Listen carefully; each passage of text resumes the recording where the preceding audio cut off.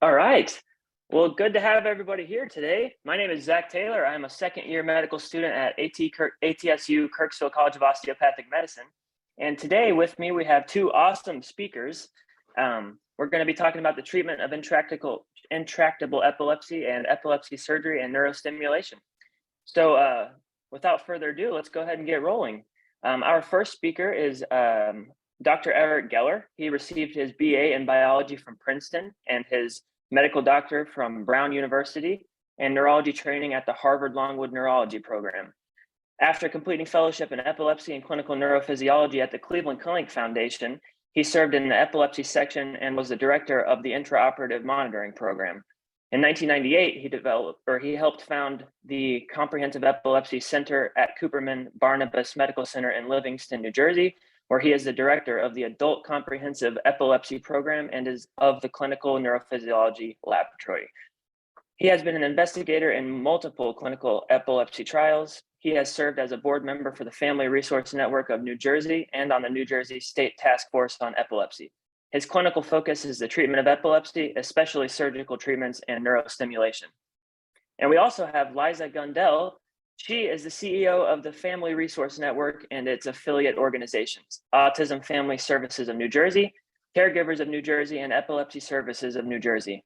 She currently serves as the vice chair on the board of Epilepsy Alliance America. Liza has actively worked on a number of national and state initiatives. Her efforts led her to the establishment of an epilepsy task force that made recommendations to the governor on what is needed to educate the public and health professionals about screening, diagnosis, and treatment of epilepsy and its complications, and recommendations to address psychosocial issues faced by persons with epilepsy. She served on the Autism Stakeholder Executive Planning Committee and the New Jersey Caregiver Task Force. She is a graduate of Towson State University in Maryland. And without further ado, please, we'd love to hear the lecture. Okay, I guess I'll start. Let me share my screen.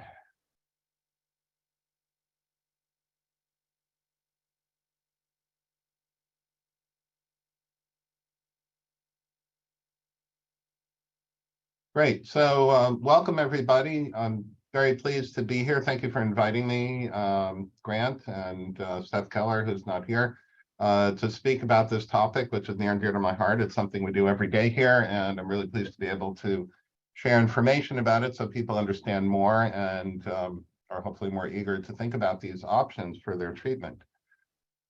I have no relevant conflicts related to the material I'm going to discuss. I will acknowledge there are some slides that I stole from the American Epilepsy Society from companies Neuro, LivaNova, and Medtronic to help illustrate what we're talking about.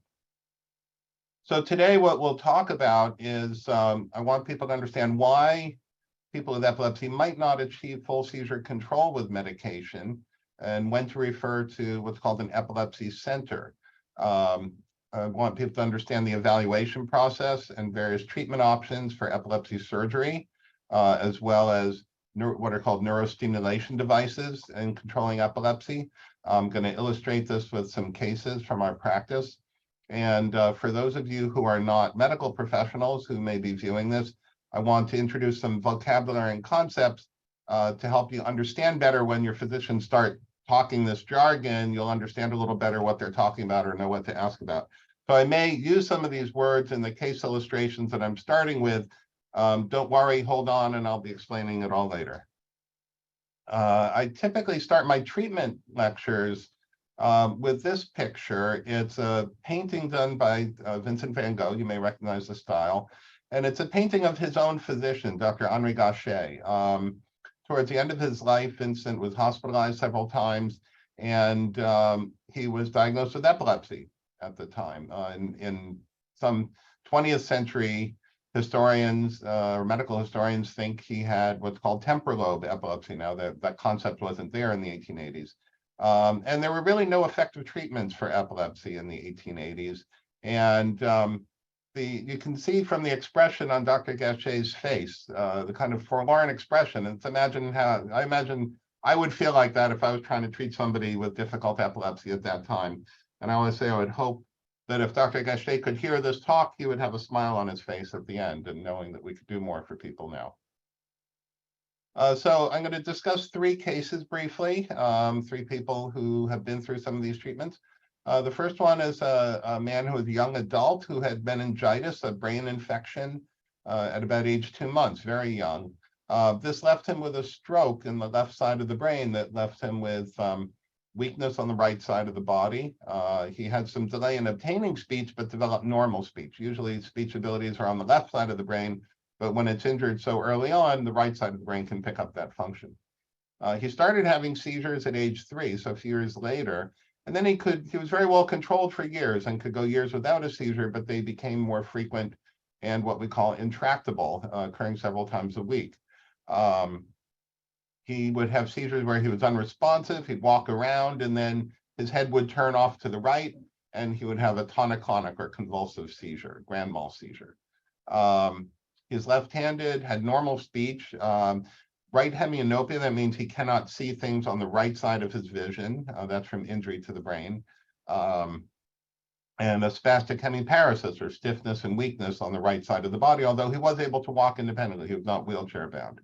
And his brainwave test, his EEG, showed abnormalities on the left side of the brain. On the right side of this picture, we have his MRI scan. And if you can see my cursor here, this big black area here on the left side of the brain, that's all fluid filling in the space where the stroke was. The right side of the brain is pretty normal. And there's some residual area, tissue in the front part of the brain, what's called the frontal lobe, but most of the left side of the brain is gone, what's called a porencephalic cyst. Our second case is a middle-aged man at presentation here. He was born prematurely, had a febrile seizure with fever at age 3, and then repeated convulsions without fever in childhood. He ended up with some cognitive developmental delays. He still talks and walks and is able to hold a simple job or go to day program. Doesn't have any weakness, such as cerebral palsy. His seizures consist of staring, and then his face will twist to the right and his right arm and leg start jerking. And on his brainwave testing, his EEG, we saw abnormalities on the left side in multiple areas, in what are called the temporal, occipital, and parietal lobe parts of the brain, and seizures would start diffusely over the left hemisphere. On the right side of the screen here, we see his similar MRI scan, which doesn't have that big cyst that the previous person had, but we see atrophy or shrinkage on the left side of the brain compared to the right side of the brain, and this is really quite extensive. The last one is our most difficult case, middle-aged man at presentation here. He was a product of a difficult delivery at birth. He had high fever and convulsion at age 18 months, and then was in a coma for 3 days, so very severe illness then, and has had seizures since. And he would get a stomach feeling, and then he would stare and be confused, and could go on to have a grand mal or tonic-clonic seizure. So he had treatment at other centers earlier. He had a removal of the right temporal lobe, right temporal lobectomy, and then went 5 years without seizures while still on medication, and then he relapsed. He went to another center where they did what's called intracranial EEG, and I'll explain that. And he had a partial removal of the frontal lobe. And here's his MRI scan. We're looking at the right side of his brain, and over here towards the left, he's looking, this is his eye here. So we're looking at the side of the head, as if we're looking through his left ear into the brain. And this large black area is fluid filling in where the temporal lobe was removed, and this area here in black is where the frontal lobe had been removed. And then he went seizure-free for less than a year after that frontal lobe surgery. The frontal lobe surgery was unfortunately complicated by a stroke that caused weakness on the left side of the body. And then he continued having seizures 2 or 3 times a month. Each time would require going to the emergency room or the hospital. And he would get very, very agitated after the seizures. It was very hard to control him. So as a residual of his stroke, he can't see on the left side of his vision. He has trouble using the left hand.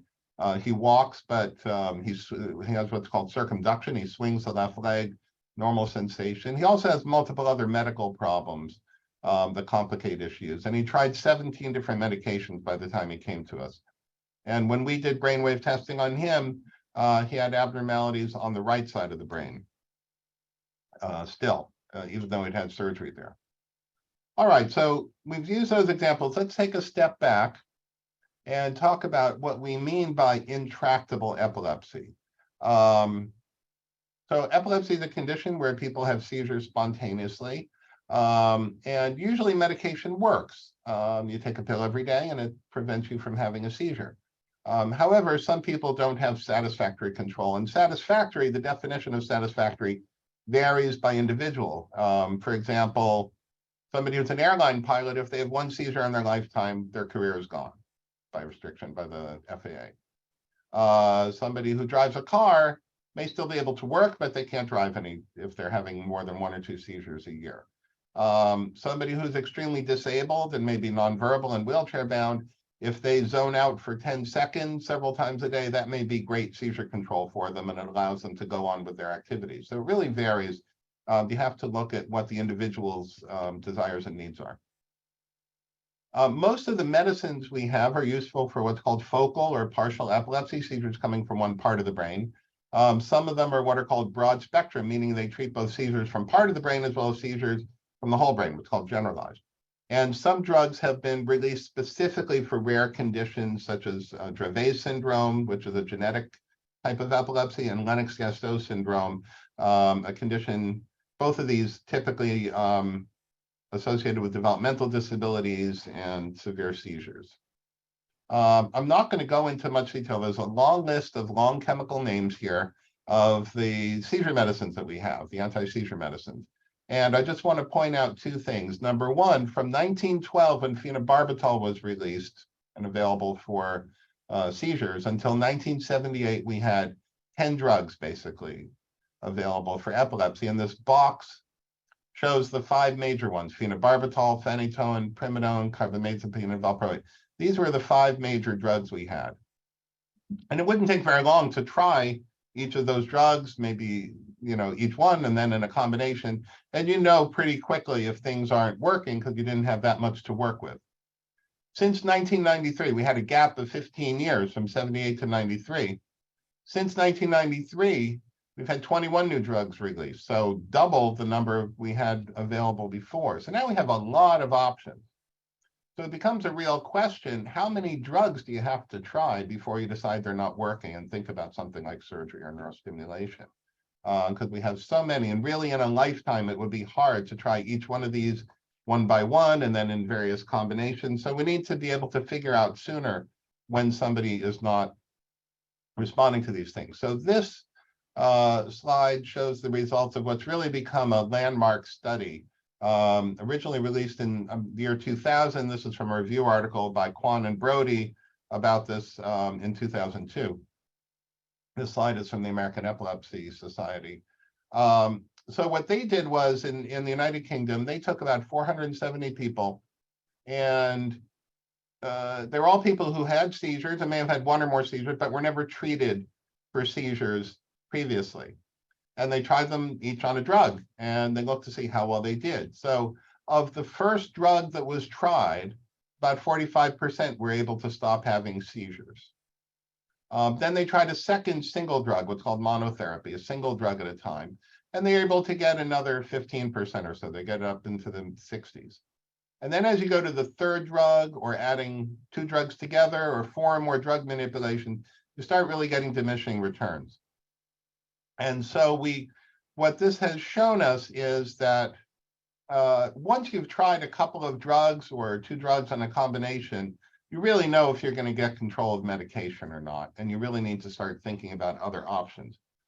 So it's really important to start thinking about things early to prevent the disability and injuries that can occur from seizures that are not controlled. So why do anti-seizure medicines fail sometimes? Well, there's a variety of reasons. A very important reason is the person doesn't have epilepsy. They've been misdiagnosed. They may have fainting or migraines or some other, or sleep disorder, some other condition that was mistaken for epilepsy. So making the correct diagnosis is really critical. Sometimes people may be getting the wrong drug for the type of epilepsy they have. For example, if they have certain types of generalized epilepsy, many of the drugs we use for focal epilepsy actually make generalized epilepsy worse. So just switching the medicine may fix the problem, which is a nice, easy fix. Sometimes the person may take the medicine, but they don't get enough into their bloodstream to stop the seizures. And that's something where you can really struggle and work with trying to get better control. For example, people may have what's called adherence problems. They may have difficulty taking the medicine the same time every day or managing to take medicine every day. Sometimes the doctor didn't prescribe enough. They just need to be on more. Sometimes there may be interactions with other medicines they're taking. Sometimes they may have trouble absorbing the medicine. For example, people who've had bowel surgery may not absorb medicines properly. And then in about 1/3 of people, roughly, epilepsy really is truly medically refractory, meaning the drugs are never going to work. And so that's when we start thinking about other options. And so the first most important option to think about is what's called epilepsy surgery. This means surgery that's intended to reduce or eliminate seizures. In order to do this, you have to really do a lot of testing to determine the source of the seizure, what doctors call the epileptogenic zone, the area where the seizures come from, before you can consider surgery. And you need to assess also the risk of surgery to neurological function. So if we did surgery, what would this person be like with their speech, their memory, their movement? So there's a lot of testing we have to do. I'll talk about some of that. And surgery can be done safely and effectively all the way from early infancy in some situations up into the elderly years. So really throughout the lifespan, pretty much. Here's a colorful picture of the left side of the brain. So up here is the front where my cursor is, and here's the back, and here's the top, and here's the bottom. And I'm going to introduce some terminology for you here. This area here is called the temporal lobe. Up in front is the frontal lobe. Sort of the back at the top is called parietal, and the very back is called occipital. And the numbers and the colors refer to what are called Brodmann areas, after Dr. Brodmann, who discovered them. And they really correlate with the idea that different parts of the brain do different things, have different functions. And so we can identify where these functions are. They're very similar in location from person to person. And we need to be able to determine where the seizures come from in relationship to these functions. So these blue circles are important, are the really critical areas. For example, here, this large blue circle in the middle reflects the areas for movement and sensation for the opposite side of the body. So that we don't want to take that out and cause paralysis. Areas 44 and 39 here, these are areas that are involved in language function. So we don't want to injure those and cause the inability to talk or understand speech. Way back here is the area for vision, for seeing things on the opposite side of the world. And again, we don't want to lose that. But as you can see, much of the brain is amenable to surgery. And so surgery can be very, very helpful for people. So in order to identify surgical candidates, there's a variety of steps we go through. The most important, before we get to all the technology, the most important is what we call the history and physical. So talking to the person and their caregivers and any witnesses of the seizures and understanding what the person experiences, what they feel, what people see them do, because the person having the seizure usually doesn't remember what happens during the seizures. So they're unconscious during it. So getting an eyewitness description is important, and then doing a physical examination, neurological examination, to see if you can help pinpoint where things are. So once you've done a good history and physical, you should have a pretty good idea, maybe not precisely where the seizures are coming from, but you should have a hypothesis down to maybe 2 or 3 areas of where it may be coming from that then need to be explored with the testing and confirmed. The next most important testing is called video EEG monitoring, and that's to help pinpoint the seizures. I'll talk about that on the next slide in more detail. Then we need to get a picture of the brain to really see how the brain structure is. Is there any abnormality there? And that's with magnetic resonance imaging, or MRI scan. And in particular, not all MRI scans are the same. They're not all done in the same way. And we really need, because many seizures come from very small areas of abnormality that aren't picked up by the standard MRI, the MRI has to be done typically in a special way. So just because somebody had a normal standard MRI doesn't mean that there isn't anything there or that they can't have surgery. The next test is to look at areas of brain function. And so what's called the PET scan, PET scan, positron emission tomography, that looks at areas of brain that are not functioning normally, and areas that cause seizures often don't function normally in between seizures. So it's especially useful when somebody's had a normal MRI scan.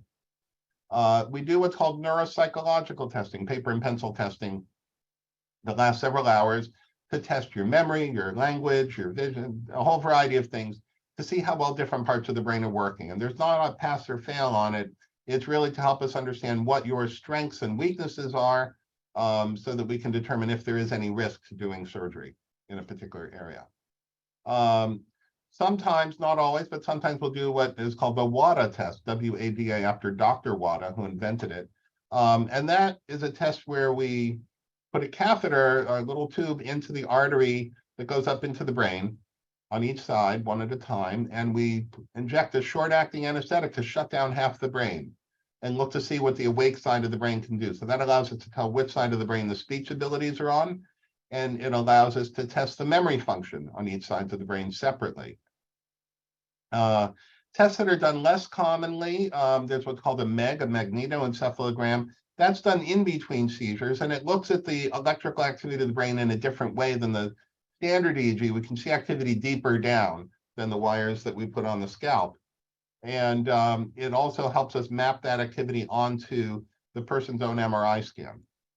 There's what's called an ictal SPECT scan. So this is done in the video EEG unit. When somebody's having a seizure, we inject a dye that goes to the brain, and then we can take a picture later and see where that dye went and see what part of the brain was activated when the seizure happened. That may help pinpoint the seizures. And then there's what's called functional MRI scan. Really doesn't help so much with the seizures as much as really helping to understand where the critical functions for movement, vision, language, sensation may be in relationship to the seizures. As I said, the video EEG monitoring is really a critical test to understand where seizures are coming from. So we do it for people with intractable or refractory epilepsy, people where we're not sure about the diagnosis, or if we have to do a rapid medicine change and we're afraid the seizures may get out of control.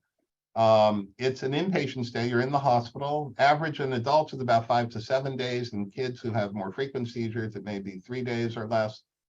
And I always call this to my patients a brain stress test. So we want to see it happen. If somebody has chest pain, you get them on a treadmill to see what the heart does. We don't really have a treadmill for the brain. So what we have to do is lower down the medication and try to make a seizure happen.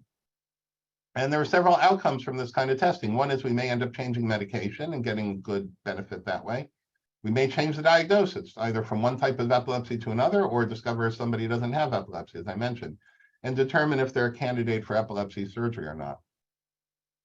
So here's a composite slide of pretty much all these kind of things, and I'll walk you through it briefly. Over here on the left, in this yellow panel here, this is person's EEG from video EEG, and we can see that this rhythmic activity, I'm not going to teach you how to read an EEG right now, but basically you can see this rhythmic activity going up and down here in one part of the brain allows us to pinpoint the seizures to that area.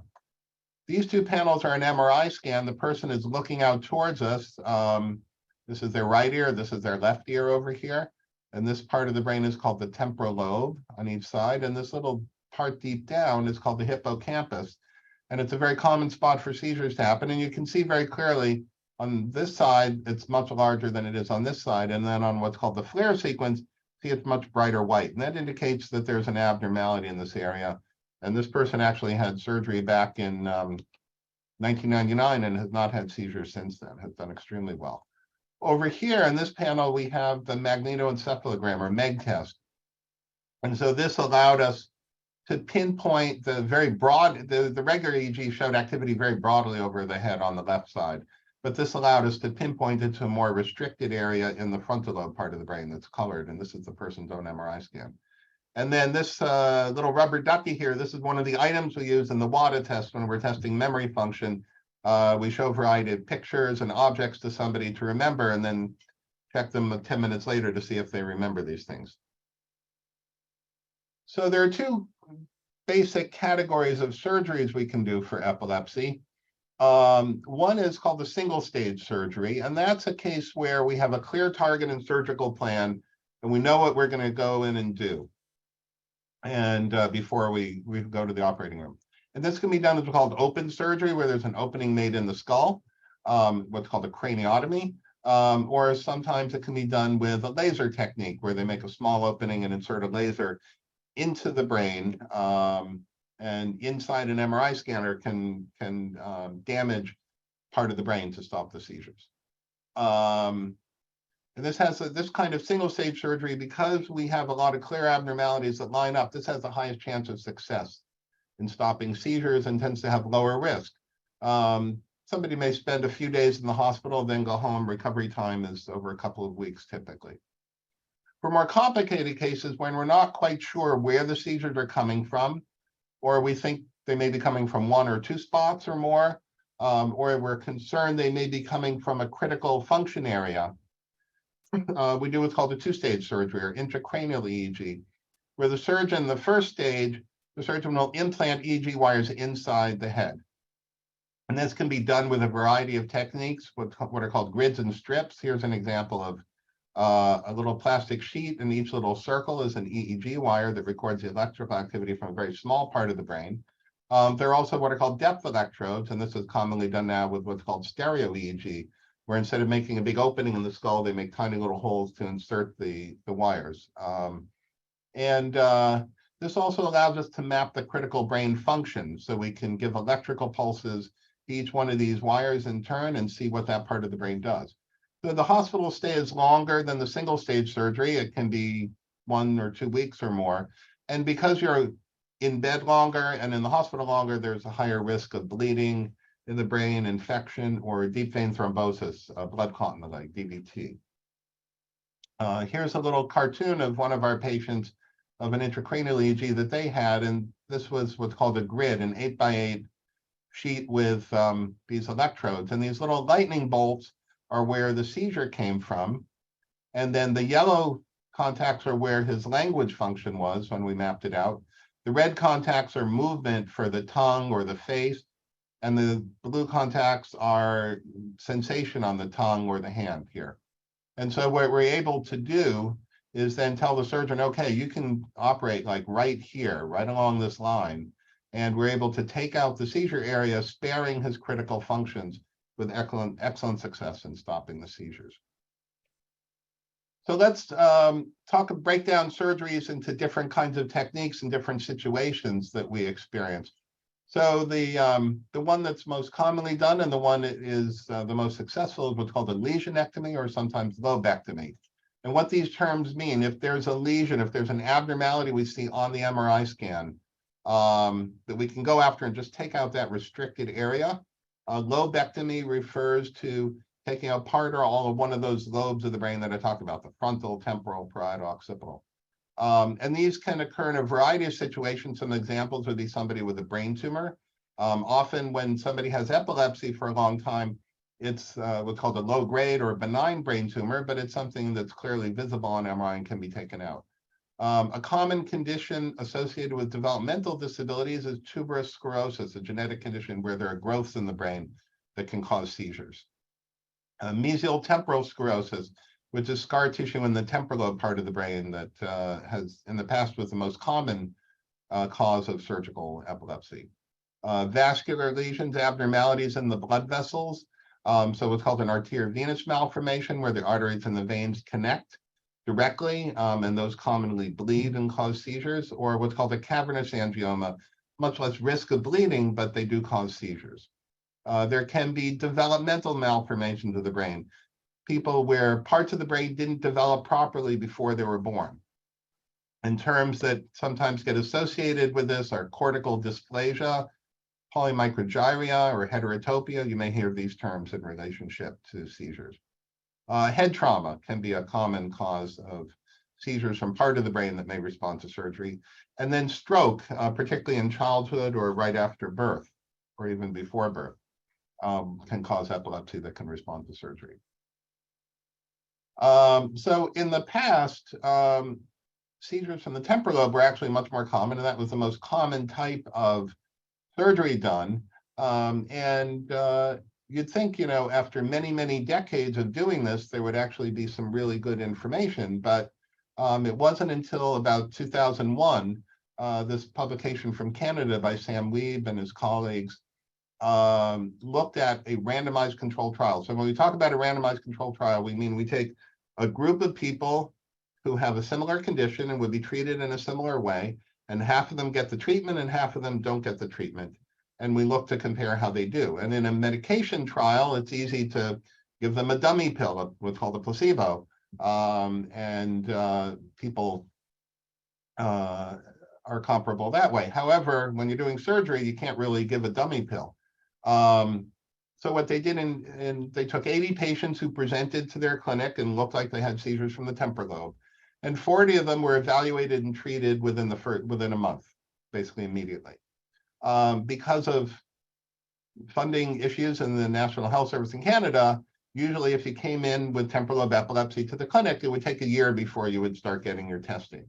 And so 40 people, half of them got exactly what they would have gotten if they weren't in the trial, the best medical care. They had new medications, they were tried on different things, they were managed carefully. So they got the best medical treatment by their neurologist for this. And so after 1 year, after enrolling in the trial, they looked to see how many were free of their seizures, the kind of seizures that would cause them to lose consciousness. In the group that had surgery, if you looked at the whole group, 58% stopped having seizures. A couple of them, though, did not end up having surgery. So if you look at the people who actually had the surgery, which is what you care about, 64%, so about 2/3, stopped having seizures. If you look at the people who got the best medical care available, only 8% stopped having seizures. So not zero. You know, we talk about how once you've tried 2 or 3 medicines, it's unlikely something will help, but the odds never go to zero, but that's not very high. So there's a clear difference. Surgery really works quite well for temporal lobe seizures. Very few complications in the surgery group.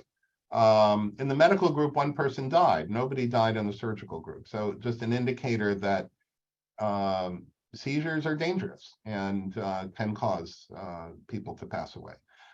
There were similar rates of psychiatric complications in both groups. So there have been many studies from many centers all over the world over many decades, and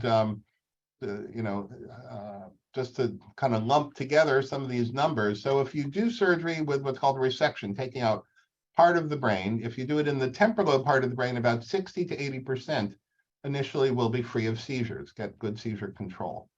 If you look at extratemporal seizures, so seizures outside the temporal lobe, the frontal lobe or the other parts of the brain we talked about, not quite as good, but you still get 40 to 60% seizure free, and that's very worthwhile for a lot of people.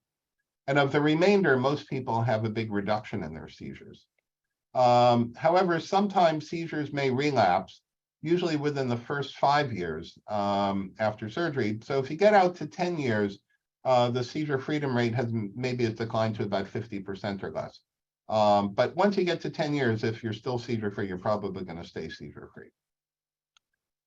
For using the laser kind of surgery that I had mentioned earlier, not quite as good as the open resection. About 50 to 60% are reported to be seizure free in the temporal lobe or outside the temporal lobe. In a particular type of epilepsy that comes from a part of the brain called the hypothalamus, from a developmental tumor in the brain called the hamartoma, the hypothalamic hamartoma. The laser is an excellent treatment for that because it's a very deep area that's hard to get at with regular surgery. And about 60 to 70% will have seizure control. But now there are some other types of surgeries that we can do. And these are particularly relevant for people who have developmental disabilities, because many of these conditions will be associated with severe developmental disabilities. There's what's called the hemispherectomy or hemispherotomy, and that's either removal and or disconnection of one entire side of the brain. And that can be useful in a variety of situations, what's called Rasmussen encephalitis, a situation where somebody's born with a normal brain, but there's an injury that develops, an inflammation that causes shrinkage of one side of the brain. You lose function, you become paralyzed, you may lose speech, and have very hard to control seizures. Hemimegalencephaly is a condition that somebody is born with where one side of the brain is too big. There are too many nerve cells there. Perinatal stroke happening after birth, or Sturge-Weber, a condition where one half of the brain has a collection of abnormal veins that cause damage and injury to the brain and cause seizures. And in hemispherectomy, there can be really quite good outcomes as well. 52 to 80% of people with this surgery are reported to become seizure-free. And in people who have surgery on the left side of the brain where speech would normally develop, if it's done early enough in childhood, the language can develop on the other side of the brain. So that's why it's very important in children with very severe epilepsy to think about surgery as soon as possible before the brain kind of locks in its development and you can still have plastic changes. Another type of surgery less commonly done called a callosotomy. It disconnects the two sides of the brain from each other. And that's in situations where seizures are spreading very rapidly from one side of the brain to the other. For example, in what's called Lennox-Gastaut syndrome. And there are certain types of seizures that respond best to this. Atonic and tonic seizures, these are seizures that cause you to fall down suddenly, what are called drop attacks, can respond the best. Tonic-clonic seizures, the grand mal seizures may get better as well. Less likely to make completely seizure-free, but they're very good at reducing the drop attacks. And there's about a 50 to 90% seizure reduction reported with the surgery.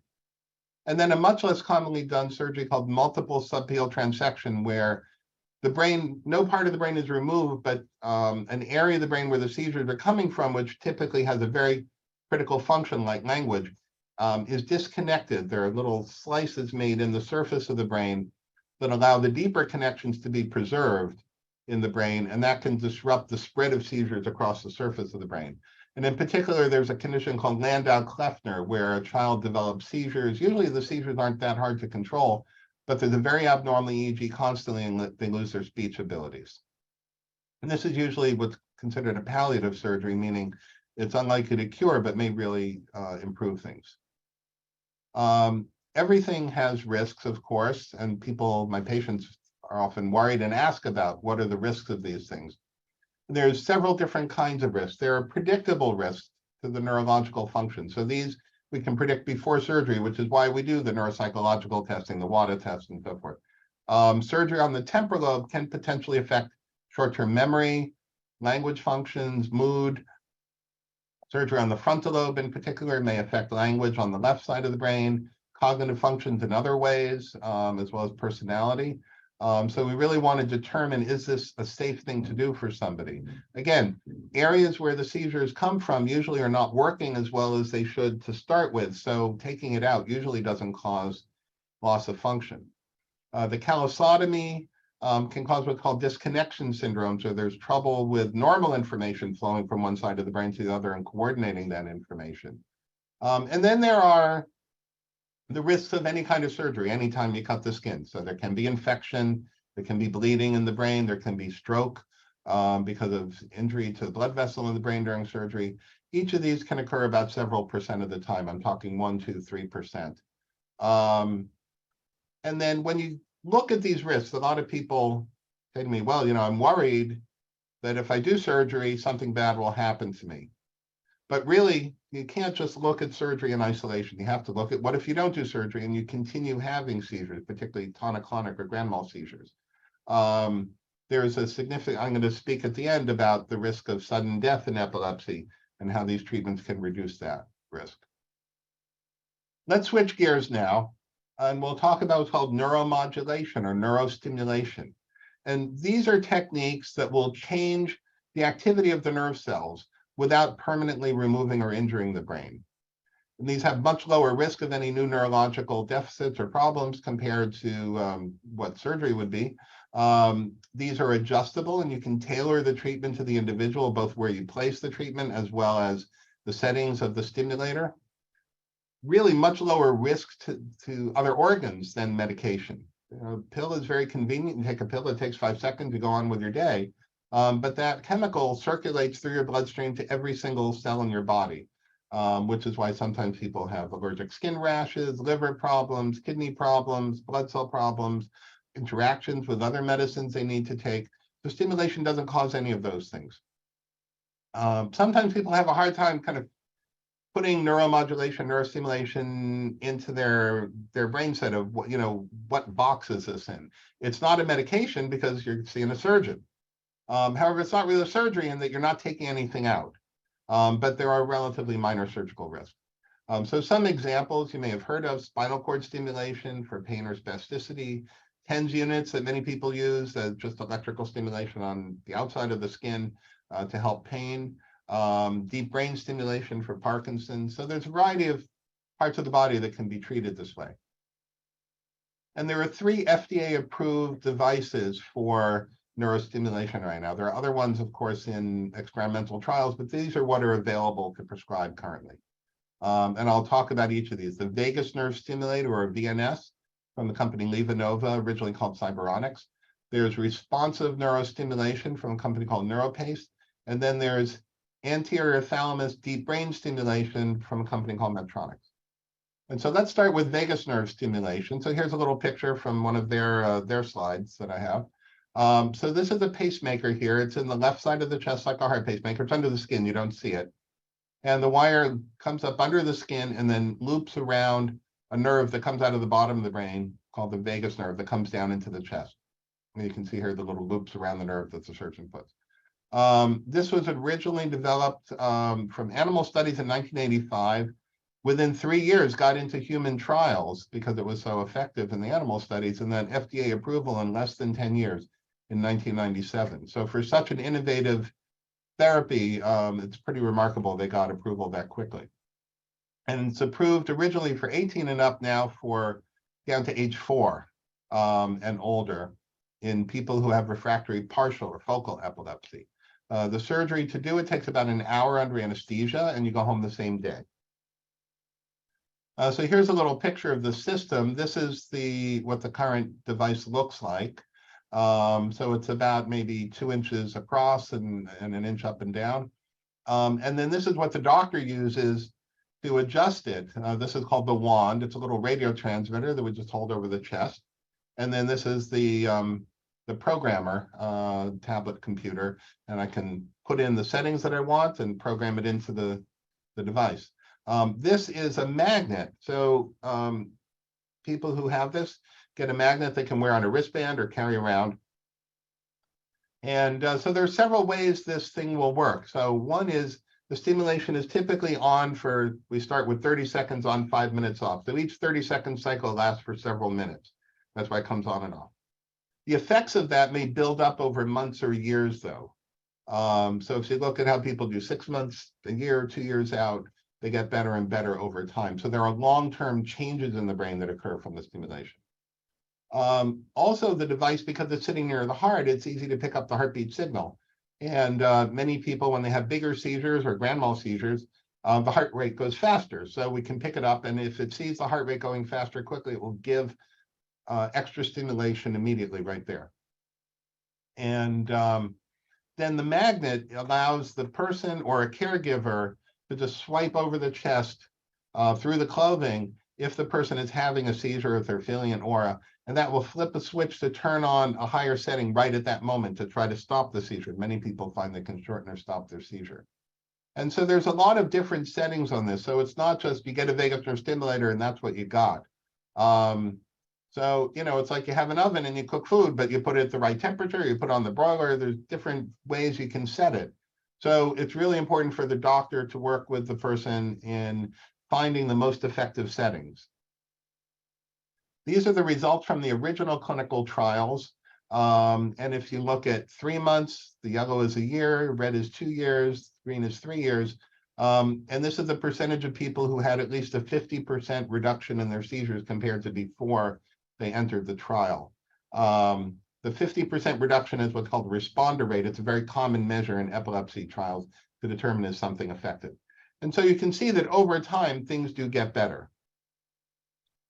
This was a study done by a neurosurgery resident, Rob Elliott from NYU, who was working with our surgeon at the time, Dr. Werner Doyle. So this is looking at both our group at Barnabas as well as New York University. And we looked at 141 children. This was before it was indicated for children.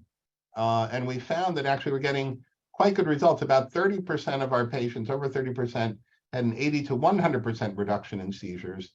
The responder rate itself was over 60%, about 65%. So much better than the original clinical trial. And then there have been many hundreds of studies and publications from many centers all over the world currently. And people are reporting average seizure reductions of 40 to 75%. responder rate, so they have at least 50% reduction of about 40 to 76%. About 5 to 20% of people are reported to be seizure-free. So not as good as brain surgery in the right situation. So if you had a choice between brain surgery and vagus nerve stimulation, surgery would be more effective. But it's not an enormous number. So really people should go into this thinking I'm going to reduce my seizures rather than I'm going to eliminate my seizures completely. It can also be very useful for other types of seizures besides focal seizures. So Lennox-Gastaut syndrome, generalized epilepsy, it's useful in people who failed brain surgery before or failed callosotomy, really any cause of epilepsy. Other benefits can be increased alertness, improved mood, improved memory and cognitive function. Often we're able to reduce the number of seizure medications or the dose of seizure medications so people feel better quality of life. The magnet may allow the person to help control the seizures better, take a little more control of their lives. There are no interactions with the other medications. The FDA has not approved it specifically in pregnancy, but there are small case series reported which show no increased risk to the baby with it compared to the medications. Typical side effects of vagus nerve stimulation. When the stimulator is off in that 5-minute cycle, you don't feel anything at all. When it's on, there can be a little hoarseness, talk like this, little hoarseness or softness of the voice because the vocal cord can be affected. Sometimes there can be like a throat tickle or a cough, kind of a clearing throat thing. Rarely there can be some scarring, either the scars where the incision is or around the nerve. However, we're able to adjust the stimulator settings to reduce or eliminate all of these side effects. Unlike the medicines where you change a dose and then as it builds up over a week or two, you start getting side effects. With this, the side effects are worst immediately when we make the change in the office, and then they get better over time. So if somebody's comfortable when they leave my office, they're comfortable at home. And surgical complications are very low, under 1%. Let's move on to the next type of stimulator that came out. This is the responsive neurostimulator from a company called Neuro. And this is the FDA indication is for adults 18 years and up who may have 1 or 2 foci or spots where seizures come from. So they can be on the same side of the brain, different sides of the brain, and they've been refractory, resistant to 2 or more medications. In the study, they evaluated people with 3 or more seizures per month, but you don't have to have that many in order to qualify for getting this. The FDA approved it in 2013, so it's been out for 10 years now. We're on the 10th anniversary. There have been multiple long-term and post-marketing studies of this, looking at how it works. It's placed in the skull. You can see the device here. And then here's a little cutaway, so you can see it really replaces a little piece of the skull, so it's not sticking out of the head. The wires, the leads, go into or on the surface of the brain. You're in the hospital for 1 or 2 nights, and then you go home. The recovery time is quite quick, and the battery itself lasts about 8 to 10 years before it needs to be replaced. And so when somebody gets this, one of the great things about this is it's not just giving therapy through these wires, but it's also recording the brainwave activity. And the idea is there's a computer chip in here that records the brainwaves, and when it sees a seizure brainwaves, it gives an on-demand pulse of electrical current to stop the seizure, to interrupt the seizure.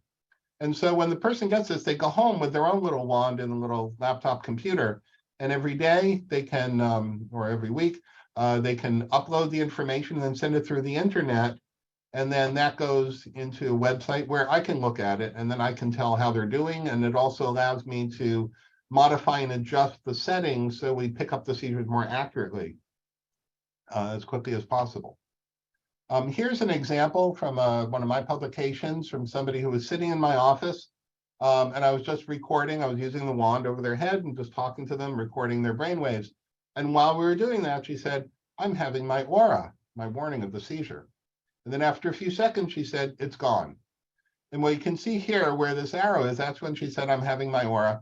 And she started having some seizure activity here. And this blue line is where the seizure was detected by the device and a treatment was given. And it continues going on here for another few seconds. And then another blue line, another stimulation. And right when she says it's gone, it actually goes away. So it's a beautiful illustration of how effective this device can be. The information we get from the device is also quite dramatic. We can see over time, I can see each one of these is a little snapshot of brain waves, and we can see here they're in these, all this blue and yellow, those are areas, times when somebody had a seizure, other times they didn't have a seizure. When we look over here, this is somebody looking at their activity from November through May. So all these weeks, and you can see these green lines are when they had seizures. And then over time, the seizures have gradually gone away. So it allows us to track how well somebody is doing. This was the clinical trial data. And if you look at the 3 months before and after, half the people had it turned on immediately, half the people were delayed by 3 months.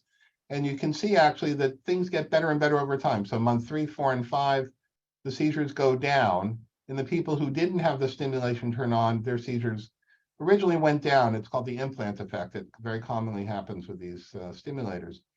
Seizures calm down briefly for a month or two after the surgery. So their seizures were getting worse and worse over time. And then if you look at 8 years out, this is data published a few years ago, the seizures continue getting better and better. And the average reduction in seizures gets to almost 75%. And about 15% of people will report being seizure-free for at least a year.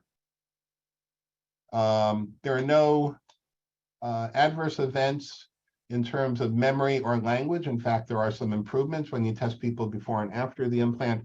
They may have some improvement in their function.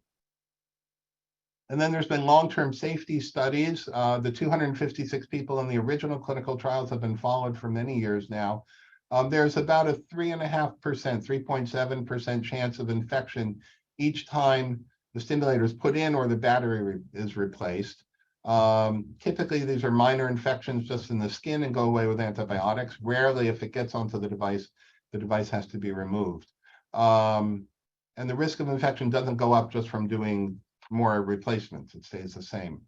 And then there have been advances in neurostimulation. In the responsive neurostimulator, there are now clinical trials looking in adolescents, in people with primary generalized epilepsy, such as juvenile myoclonic epilepsy and Lennox-Gastaut syndrome. Many centers are already using it in a deeper part of the brain called the centromedian nucleus of the thalamus to treat generalized epilepsies. And that leads us to the last type of device, what's called the deep brain stimulator from a company called Medtronic. And this device has been used for many decades to treat Parkinson's disease.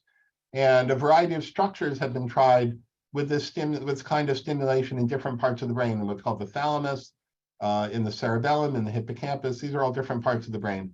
Most of these were small pilot trials, but Medtronic did a clinical trial in the anterior nucleus of the thalamus, and it became FDA approved in 2018. So it's for people, again, adults 18 and up, partial seizures, who tried 3 or more drugs. In the trial, they would have 6 seizures over 3 months. But again, you don't have to have a certain set number of seizures to have this accessible to you. And here's a little picture of the brain. We can see the person's looking off to the left here. That's the front, their nose there.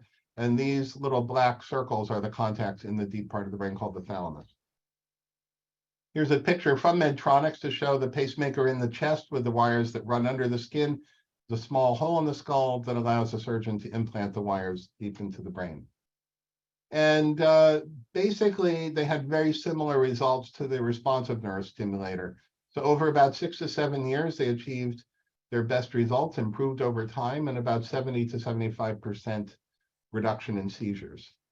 And this is the responder rate. How many people cut their seizures by 50% or more, and again, achieves about close to 75% over 7 years. The person with this device gets a little remote control here, the Intercept programmer that allows them to both make some changes in the settings at home on their own within range that I can set, and then also allows them to turn it on when they're having an aura or a seizure to try to zap the seizure. So as we talked about the risks, about 1% risk of bleeding, infection 3 to 4%, very low risk of any device malfunction. The deep brain stimulator in the trial was reported to worsen memory and mood in the first year. However, now that we've learned how to adjust it better, people aren't experiencing that. The vagus nerve stimulator may affect the voice, which may limit how strong therapy it can give.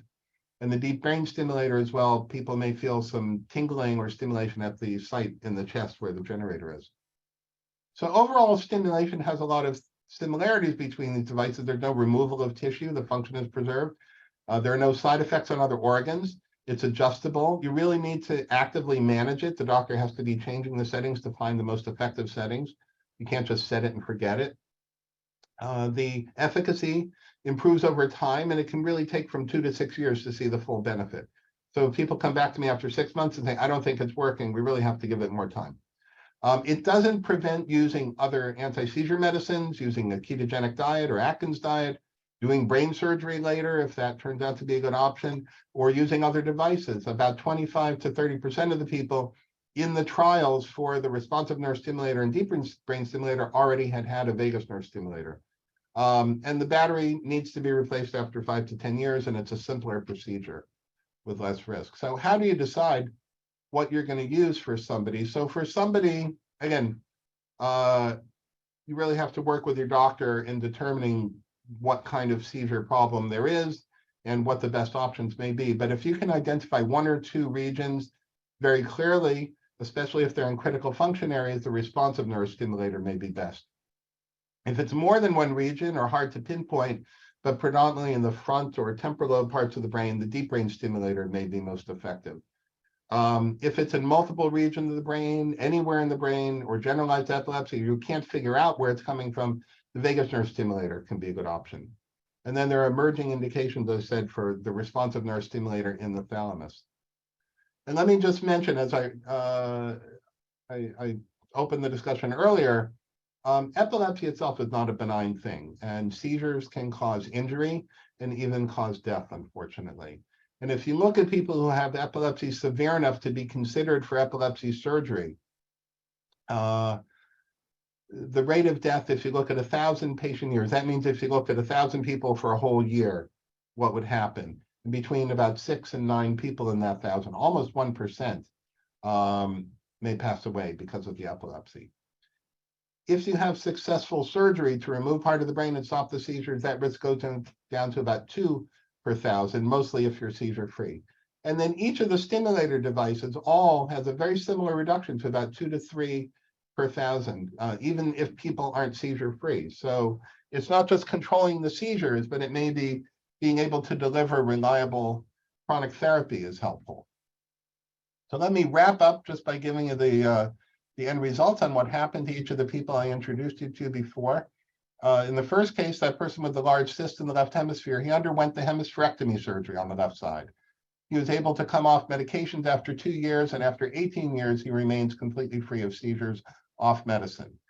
He did have some worsening of his right hand, but he's able to walk normally, and he's been working and able to live his life.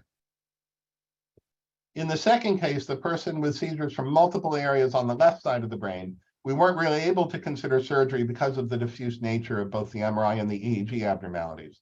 And he wasn't a candidate for the hemispherectomy because he had too good function. He wasn't paralyzed already on the right side. So he had a vagus nerve stimulator put in back in 1998, way back early on when it had come out. And initially, the seizures went down from every week to once a month. And then after I had changed them to what's called a more rapid cycle, so instead of 30 seconds on, 5 minutes off, it's 21 seconds on, 1 minute off. He was able to go now anywhere from 1 to 7 years without a seizure. His last seizure was 6 years ago. He's done extremely well with that. And he's had multiple generator replacements because the battery has run out. In our last case, the most complicated one who had previous brain surgeries, he really wasn't a candidate for more brain surgery because of his prior complications and because of his medical issues. So we put in the responsive nerve stimulator, and we put in multiple leads. This is a skull x-ray here. And we're able to, based on the recordings in the operating room, as well as based on the preoperative testing, we turned on 2 of those leads. And initially getting some seizures, he improved with, in addition, getting his medications in a blister pack. So he was taking the medicines more reliably. And he's now been able to go seizure-free for 1 to 2 years at a time instead of having them several times a month. And so let me put in a plug here for epilepsy centers. There's about 200 something in the country. These are teams like ours that are dedicated to complex epilepsy care, and reasons to refer or come to an epilepsy center if seizures have not been controlled after 1 year with a general neurologist. If there are diagnostic questions about what kind of seizure problem it is, or if it even is epilepsy, if people are considering surgery or neurostimulation, we have experimental drug trials or new treatment trials that you might have access to. Often I'll get referrals for more complicated kinds of situations, such as a woman who's pregnant or wants to become pregnant, who has epilepsy and is on medications that could affect the baby, or people who are medically complex, for example, on dialysis or have heart disease or on multiple medications. Often we'll see people because of employment issues, making sure that they can still do their job, which may be a higher risk job, or if there's issues with whether or not they can drive a car. If you'd like to find an epilepsy center, there is the National Association of Epilepsy Centers, and here's their website down here. I'll repeat it again on the last slide, but it's www.naec-epilepsy.org. So in conclusion, let me just wrap up. There are very effective therapies when anti-seizure medicines don't work. In the right situations, epilepsy surgery may have the best chance of seizure freedom. In cases where that's not an option, neurostimulation can be very helpful, and it does not block or prevent future options such as surgery or other drugs or other treatments. And epilepsy centers can provide the expertise for these complex situations. I just want to give a shout out to the partners on my team. We have a big team. Our other physicians, our neuropsychologists, our surgeons, our physician assistants, and nurse practitioners. Too many people to name here without running way over time, but I just want to acknowledge and thank everybody on our team. And so just to wrap up with some resources, if you want to find more information about these therapies, a good place to start is at epilepsy.com, which is the Epilepsy Foundation of America. They have a great learning curriculum on all the epilepsy therapies and about epilepsy in general. For the responsive nerve stimulator, neuropace.com. For the vagus nerve stimulator, it's a very long, both the vagus nerve stimulator and deep brain stimulator have very long URLs. I'm not going to read them, but if you just type into Google vagus nerve stimulation or deep brain stimulation epilepsy, you'll get those websites. And then again, there's the National Association of Epilepsy Centers that's very helpful in finding a center near you and learning about what can be done at these centers. And I'll just wrap up here with another painting by Vincent van Gogh. It's springtime now, so I hope you can get out in the woods and don't get Lyme disease while you're out there. Use some bug spray. Thank you very much for your attention, and I hope this has been helpful. I'd be happy to take any questions from people here. And let me pass it off to Liza now to talk a little bit about the Family Resource Network and what can be done in a non-medical way to help people who have seizures. Great. Thank you, Dr. Geller, so much for including me in this important webinar. I wanted to just share with folks that we are the Family Resource Network, which is a network of nonprofit organizations, including Autism Family Services of New Jersey, Caregivers of New Jersey, and Epilepsy Services of New Jersey. We were founded as an epilepsy organization in 1970 and have been providing non-medical supports and services to patients with epilepsy for over 50 years. Over time, our services grew and we began to serve people with autism and all other intellectual and developmental disabilities, as well as folks who are blind and visually impaired. So I want you to know that there are a number of direct services that we're providing, as well as indirect, and I'll talk about them in a minute. But before I do that, I want to say that as an epilepsy organization here in New Jersey, we are also part of a new national epilepsy organization called Epilepsy Alliance America. It was established in 2018. I'm currently serving as the vice chair on that board, and we are a emerging and growing national epilepsy organization, and I hope that people will look at epilepsyallianceamerica.org and check us out. There's a lot of really good information there for people with epilepsy and for their families. So in terms of service delivery, We're a pretty typical Epilepsy Alliance America member organization. We're providing a lot of direct services and supports to people with epilepsy and other disabilities, like case management, respite, employment services. We do a summer camp for young adults and adults with epilepsy and other intellectual and developmental disabilities. We provide scholarships for students that are transitioning from high school to some sort of post-secondary education. And we have those scholarships for young people with epilepsy, autism, and those who are blind and visually impaired. Those are 3 separate scholarships. And we have a patient assistance program to help people who are often newly diagnosed and may or may not have medication, just to get them going. And also for those that have, crisis or interruption or disruption in their lives that find them in a situation where they need medication assistance. And so we can assist them with that, not only getting some medication, but making sure they get connected to get the medication that they need. And then in addition to those direct services, we provide a lot of education and training. So, there's a huge movement nationally here in the United States for seizure recognition and first aid training in schools to school personnel. So a couple of years ago, we passed here in New Jersey, Paul's Law. In other states, there are other names for the laws, mostly in honor of young people with epilepsy in schools. And we've trained over 80,000 people here in New Jersey alone in seizure recognition and first aid in school personnel. So we want to make sure that that everyone has a seizure action plan, so that they have a plan in place if they have a seizure, so people will know what to do. And we're really focusing this year at in New Jersey and nationally on talking about seizure action plans for adults. It's not just kids in schools that need seizure action plans, adults need them too. So that's really important as well. We do a lot of work in the area of advocacy. I mentioned the legislation we worked on here in New Jersey. We're really focusing on lots of issues around access to care for patients with epilepsy. And so that's something that we are working very hard on, and really focused on tracking legislation and promoting and supporting legislation that will benefit the people that we serve. So that was a quick run through. I will say that, we are really focused here in New Jersey on ensuring that no one navigates the challenges of living with disability alone. So we are doing everything we can to try to get to access and connect to patients for all of their non-medical needs.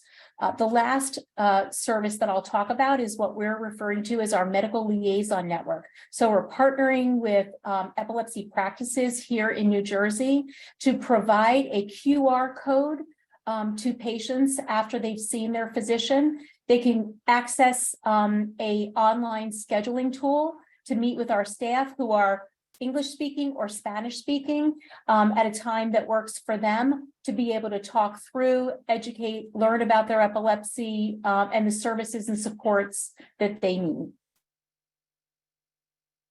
All right. Thank you so much, Liza and Dr. Geller, for all that awesome information. It was so much, but it was awesome. We're going to take a couple questions now. The first question is for Dr. Geller, and can you speak on the success rate of Fintepla for Lennox-Gastaut syndrome? And this would be the 4th AED. Other drugs currently taking are Felbedal, Depakote, and Epidiolex. That is a hard word to say. So, and arguably, this question may be beyond the scope of this talk. Sorry, Grant Turek here. That's okay. I'll just say briefly. Fintepla is a newer drug that's specifically for Lennox-Gastaut syndrome and Dravet syndrome.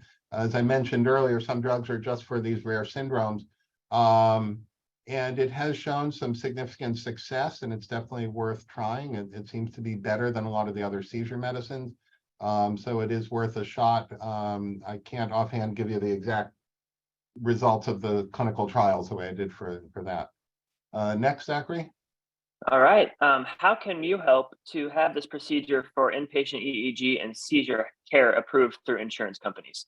Okay, usually you start with going to an epilepsy center, seeing the neurologist, getting the history and physical, and then their office typically will do the pre-approval process.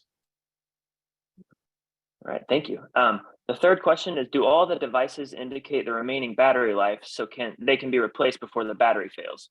Yeah, absolutely. So every time you come to the doctor, when the doctor uses the wand over the head or the pacemaker to check it out, what's called interrogating it, our computer will give a reading of the estimated battery life. So we can see if the battery is running down. With the responsive neurostimulator, that one is unique because the person is checking it at home every day and sending off the information. So I can find out in between visits if the battery is running down, so they don't have to actually come to the office to do that. But yes, we do check that and refer people back to the surgeon to have it replaced before it completely runs out if we can. All right, so why don't I go into the next question? And there's a very long question. Let me try to boil it down, but somebody says, I've had mentors who contended that the palliative non-curative aims of neurostimulation is similar to adjusting medication alone. Therefore, you really shouldn't think about stimulators before trying a lot more medications. During the open label surveillance, medications have been adjusted after having the implant. So in the clinical trial, people just got better because they were getting their medicines changed, not because of the stimulator. And is this a legitimate point of contention? And is it justifiable to consider more drug trials before offering a device? So there's several considerations here. I'll try not to go on too long. Number one is the scientific end of it is how well are these things working versus, oh, is it we just changed the medication? So that actually has been controlled for in the trials, and changing medications did not improve things necessarily more than the stimulation itself. In addition, one of the reasons people consider, before I get to there,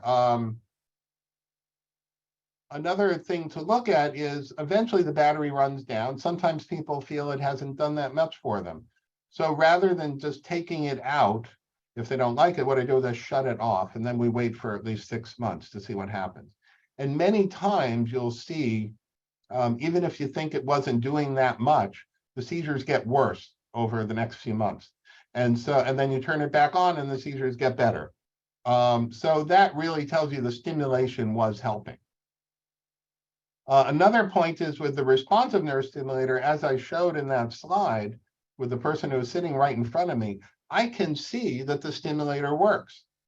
I have evidence looking at their brain waves. They have a seizure, they get zapped, they stop having a seizure. So I can see that it actually does work and do something for them. So we have evidence there. And then the other question is, if you just ignore all of that, but just say, okay, let's say, maybe the stimulators are about as good as changing the medications. Why not just change the medications? Why go through a surgery? As I said, the medicines are not benign things. All of these have risks. There are dose-related side effects like drowsiness, dizziness, memory problems, mood problems, psychiatric problems. There are effects on the organs. So some of these can damage the liver, damage the bone marrow, cause allergic reactions, even very severe rashes called Stevens-Johnson syndrome, where basically the skin may fall off and you have to be treated in a burn unit for weeks. These drugs can interfere and interact with other necessary medicines somebody's taking. So for example, a blood thinner like warfarin or Coumadin can be affected by some of these seizure medicines. So it makes it harder to take care of their other medical problems when they're on a seizure medicine. Another situation is when people have had an organ transplant and they're on anti-rejection drugs that are affected by the seizure medicines, or they have, for example, HIV, and their HIV meds can interact with the seizure medicines. If you get COVID and you're on a lot of these seizure medicines, you can't take Paxlovid, which is really the one last treatment we have now. The antibodies don't work anymore. So many of my patients are disappointed they can't get Paxlovid to treat their COVID.